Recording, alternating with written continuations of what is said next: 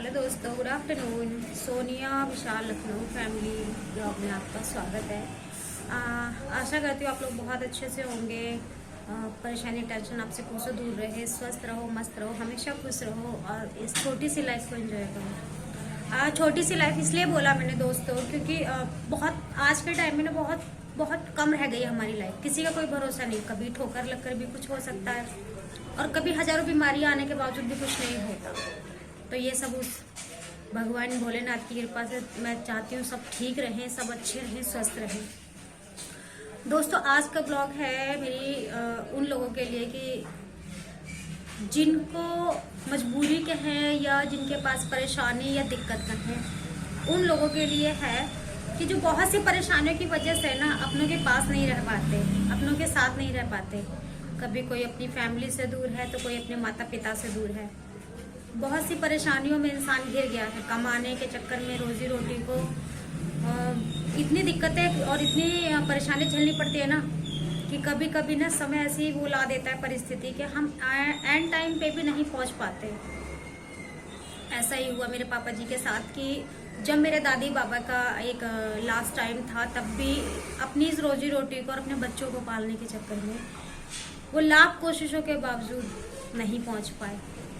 दोस्तों, हमारी ज़िंदगी की शॉर्ट टर्म या फुल टाइम तो हमें नहीं पता कि कितनी छोटी और कितनी लंबी है, लेकिन इतना ज़रूर कहना चाहूँगी आपसे हाथ जोड़कर कि प्लीज़ कृपा करके आप ना अपनी फैमिली को, अपने माता पिता, भाई बहन, अपनी वाइफ, अपने बच्चे, आप इनको भी थोड़ा बहुत टाइम दीजिए। ज़िंदगी में हजार परेशानियाँ हैं, हजार दिक्कतें हैं।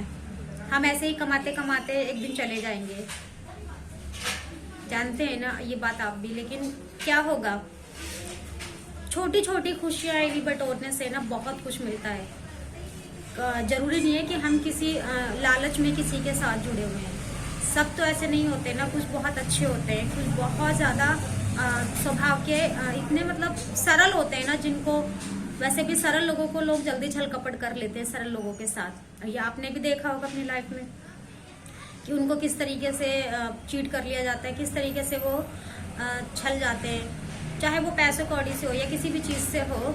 और ये अक्सर हर किसी के साथ होता है। तो इसकी वजह से भी टेंशनें हो जाती हैं, बहुत सारी चिंताएं हो जाती हैं।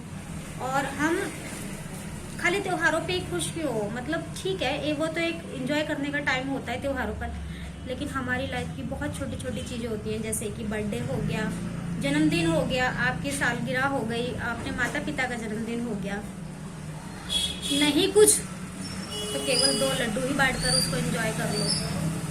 अपनी फैमिली के साथ बैठकर हंसी मजाक करते हुए थोड़ा सा वक्त बिता लो, उसी को एंजॉय कर लो। दोस्तों, लेकर तो हम कुछ नहीं जाएंगे, बस रह जाएंगी हमारी बातें। और इतने सारी परेशानियों में सिर्फ हमारा स्वभाव ही मायने रखता है कि हम उसको कैसे, कई बार इतनी परेशानी में घिर जाता है ना दिमाग कि हम ना झुंझला उठते हैं, हमें इतनी गुस्सा आ जाते हैं ना बातों पे कि हम क्या करें।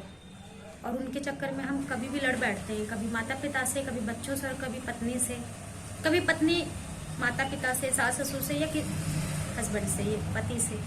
तो मेरे साथ भी अक्सर होता है, इसीलिए मैंने सोचा इस टॉपिक पे एक ब्लॉग बनाने के लिए। वैसे ही आप मेरी फैमिली और मैं फैमिली ब्लॉग ही बनाती हूँ। तो मैं चाहती हूँ कि जो मेरे साथ हुआ है, मैं अपने माता पिता को खो चुकी हूँ, मेरे सास ससुर भी नहीं हैं और रिलेटिव हैं, चाचा चाची, ताऊ, ये सब। लेकिन इतनी बड़ी फैमिली में ना इतने से लोग अच्छे हैं, बस इतने से।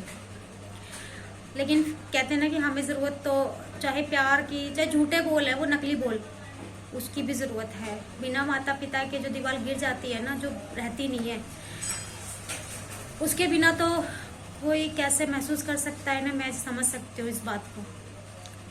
खैर, उदास नहीं होते हैं, लेकिन हम कहते हैं अब जी आगे की लाइफ अच्छे से एंजॉय कीजिए, छोटी छोटी खुशियाँ बांटिए, फैमिली में बैठकर एक दूसरे के साथ छोटे छोटे पल बिताइए। लाइफ आगे के हमें नहीं पता, हमें क्या जन्म मिलेगा, हमें क्या चलना है, आने वाले घंटे का नहीं पता होता है। तो जो पल मिले हंसकर जियो, खुशी से मुस्कुरा के।